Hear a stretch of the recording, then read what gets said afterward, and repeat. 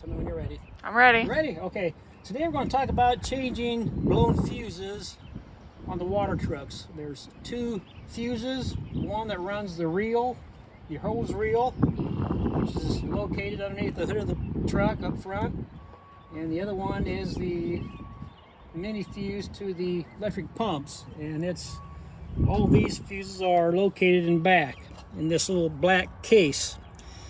And to change those, you lift up on the cap. There's a fuse right there. You pull it out. You might have to grab a pair of pliers, grab it gently, and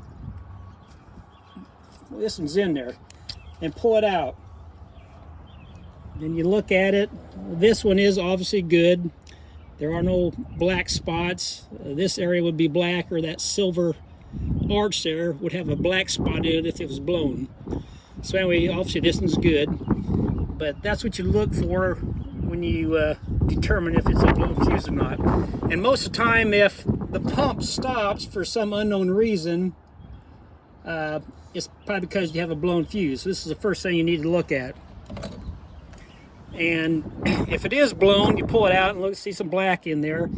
Then get a spare, which is located in your glove compartment in a sandwich bag. These are mini fuses, they're small ones. And you can tell this pump in particular, if you can see that it has number 15 on the end of it. Can you see that or not? There we go. Okay. Some of them have 20, 25, and 30s. But whatever size of fuse you pull out, you'll have a matching one in the glove compartment.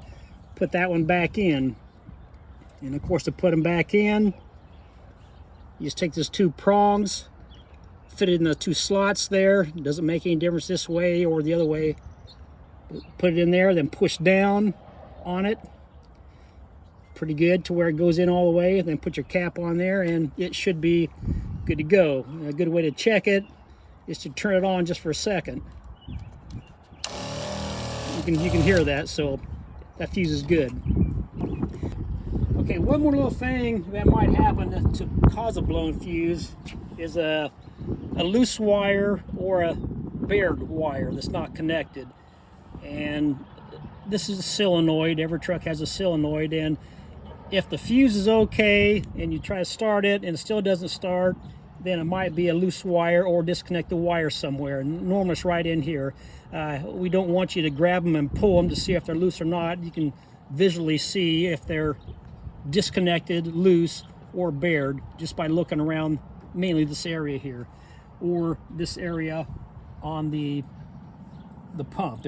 Some of them have a switch here, a pull push switch, and if any of those two wires are disconnected, that'll cause it to not work as well. Okay, now we're going to show you how to change a fuse underneath the hood. When you're driving, it says hood, H-O-O-D, that spells hood. Pop that. And on all the trucks, the majority of them, this is a bigger case, but just like the case back there on the electric pump, your hose reel has electric case too. And that's located right here on the battery. What you do, you open that up. This truck in particular has a larger fuse. Obviously you can tell that's a 40 amp fuse here. Can you get that? Yep. And which is same process as the other fuse out back. You grab it, might need a pair of pliers,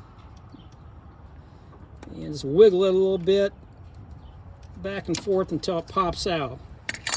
And once again, you can tell that there is no black spots in the chrome there, so it's a good fuse, obviously. But once again, just whatever number's on the fuse, there's one in the glove compartment. Just match it up and put it back in there. Like I say, just put the prongs in between the slots there, this way, that way, doesn't make any difference. And just push it in there. Push it down firmly, make sure it's down all the way. Close it, and that should take care of that. Now, in some instances, if your pump stops and you replace that fuse and it still doesn't work, you also might check this fuse underneath here, because the electric pump fuse does draw electricity from this battery as well. So you might replace this or check this fuse as well, see if it's blown too.